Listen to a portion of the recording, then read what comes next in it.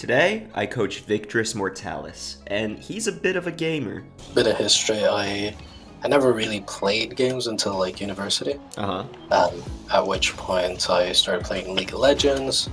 Got top 1% in Europe on that. Oh, hell got yeah. bored. Yeah, got bored. Started playing a little bit of Rocket League, but it was just for fun. And then played Final Fantasy 14. Got top 6 in Europe on that. Top 6? Not percent? Yeah. Wow. Yeah. And then that game was too demanding at that time, so stopped playing that. Went back to playing Rocket League, and that's when I started to actually play it a lot. And it was mostly like with my friends. At the moment, I'm at 1,000 hours. I'm champ 1. I only started to take the game seriously about 600 hours in. Right. And that's when I started doing all the training and all that. But yeah, I think that's it. Sweet. Today we're going to see what kind of advice I can give someone who's good at getting good. Subscribe if you support free Rocket League coaching. Discord link in the description if you want a chance at coaching for yourself, and enjoy the video. Alright, let's get into it. Here is the first real tip I'm going to give you. It's something that you can just consciously look out for, and you'll hopefully start to see the change as you implement it. Your teammate just gets demoed, right? So you come in, you want to stop them from clearing it, but essentially you've just cleared it for them, right? Now you're behind both of them, you gave them the ball, and they're going to attack. It's champ 1, so it's not certain that they score, but as you climb the ranks, this is a death sentence. You can't leave your teammate in a 2v1 like this. I like the challenge. What I don't like is where the ball goes after the challenge. And there's 2 things you can do.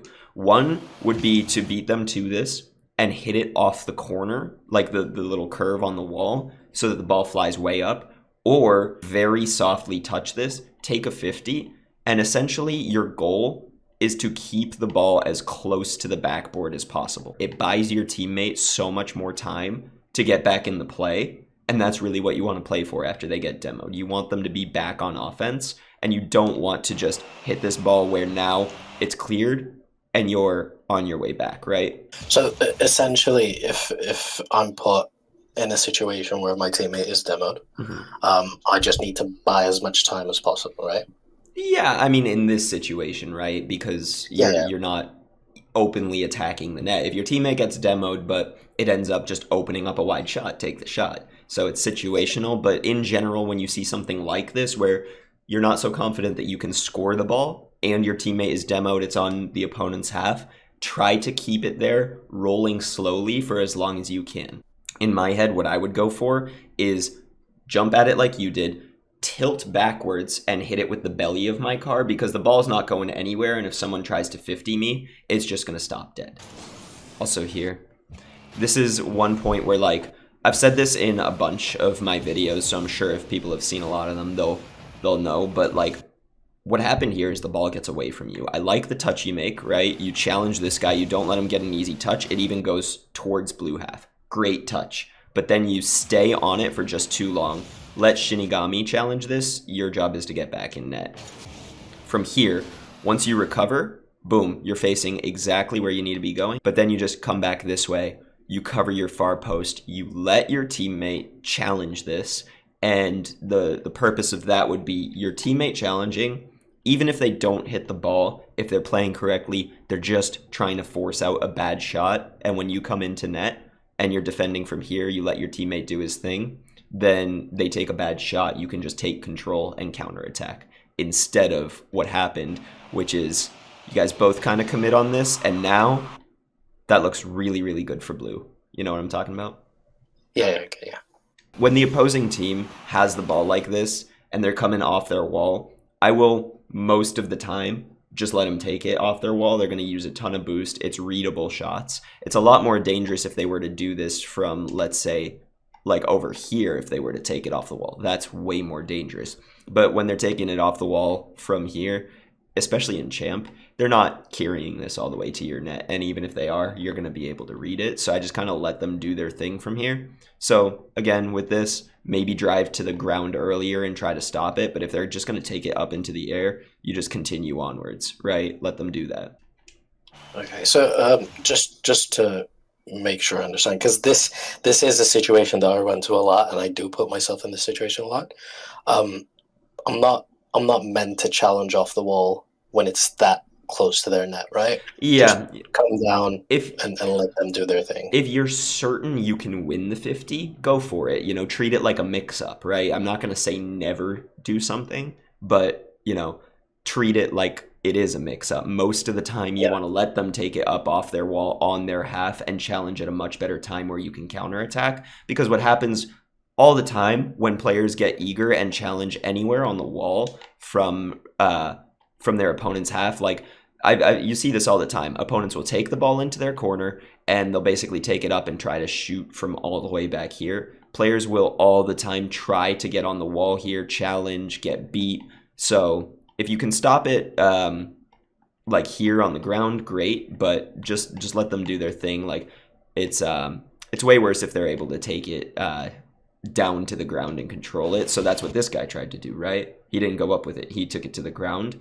So just a little bit more on the ground from you, a little bit quicker, you get the challenge. okay. This is a very tough situation, but I'll say this as well. It's kind of like the same when you're on defense. No one's challenging you in this corner. You hit it a little too far. I would take as much time as they give you with this ball, right? You see how it gets away from you there and now you're floating?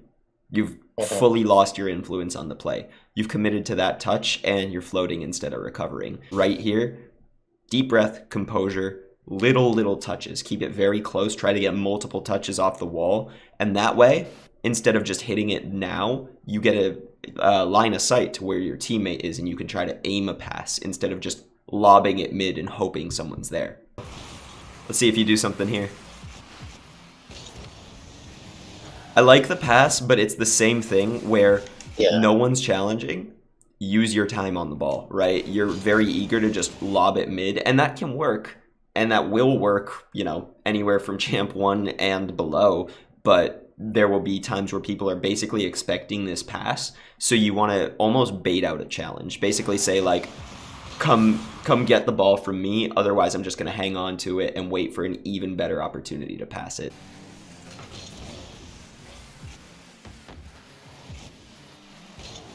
Okay, good save. This is what I want you to keep in mind as you climb up the ranks, okay? If someone is able to shoot it at your far post, they will. As you climb higher than Champ 1, Champ 2, if you leave your far post open, which is what I'm seeing right now, this guy, Lexus, is going to be able to slot it all the way over here, right? Yeah. So it's a big thing in ones as well. If they can shoot it at your far post, they will. Even like, let's take a look at his perspective. I just want to see it. Here we go. We'll take it back here. But like, the second this ball bounces off, I'm seeing an open net, right? So if he slots this to the right, you're done for. I would hit it before it bounces off the wall there. Like, try to clear it, pinch it, get it out of there. Don't prioritize the boost here. Get the ball out of there, because when the ball bounces off your backboard, death sentence. Okay. And then he just whiffs his touch. So I would call that a lucky save, because you left your net wide open with an attacker who could shoot. This is what I mean. You leave the far post open. Where do they shoot it? I want to see what your teammate was looking at. Yeah, okay. This is on your teammate. He rotated near post, right? It's not on you, but it's sometimes you have to cover for that, right? Because, like, ideally, he should see you making this challenge and say, okay, I'm going to go cover the net and go far post and make the save on this. But instead, you see he rotates right here, leaves the open shot, and you're in this position where far post is open. So it is on your teammate. You can try to be conscious of it and cover for it, but, I'll chalk this one up to being pretty unlucky. I like the challenge. Make your teammates' life easy that way. Oh yeah, this is same thing I was saying earlier. The ball bounces off your backboard, treat it as a death sentence. Yeah. So like I would be up already. Like the way I've told people to handle a situation like this in the past is basically jump now and worry about the rest later. I would already be up. start gaining the height now and then adjust in the air so that you can just tap this into your corner. Because as it goes off your backboard, like, even if you're up there, you could maybe get a clear, but you're just giving the offense more time to set up for a shot. And, oh, it's looking dangerous. Yep. Yeah. The further it comes off your backboard after the bounce, the more dangerous it gets. So, like, literally, we can go at 10% speed.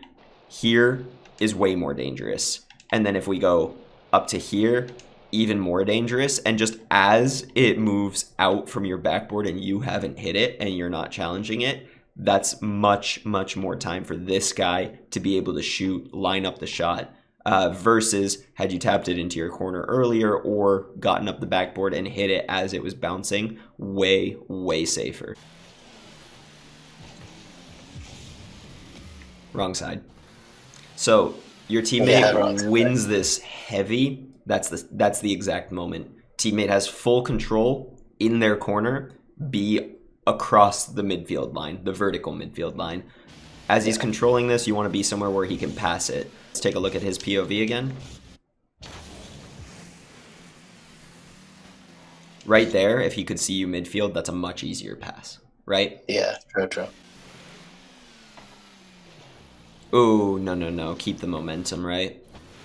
Like, you don't want to be hitting the brakes. If you end up in a situation like this, you basically just want to use some boost and your drift button to keep the momentum, keep moving your nose forward. The second you hesitate here and you back up, like, you could do just the same thing by turning left and continuing straight.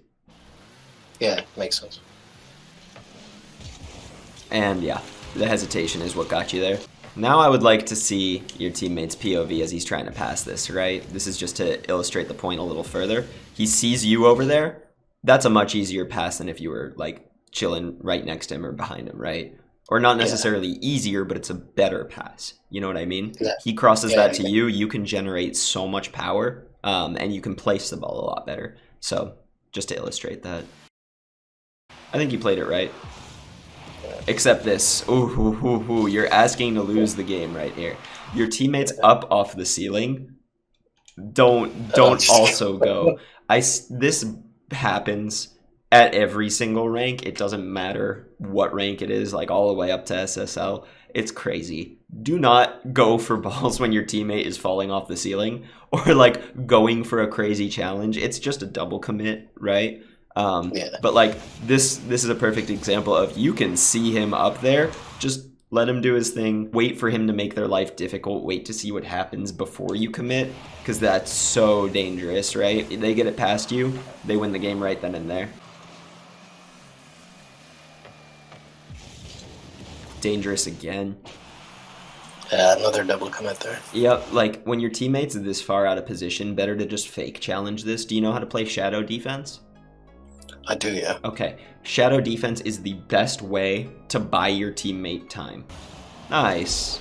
All right, good win. If you're in Champ 1 and your gameplay looks like this, I hope you found the video helpful. You can always join my Discord, which is linked in the description, for your own chance at a free coaching session. And if you made it to the end, please like, comment, and subscribe. It's the best way to support free coaching. Thanks for watching. I'll see you in the next one.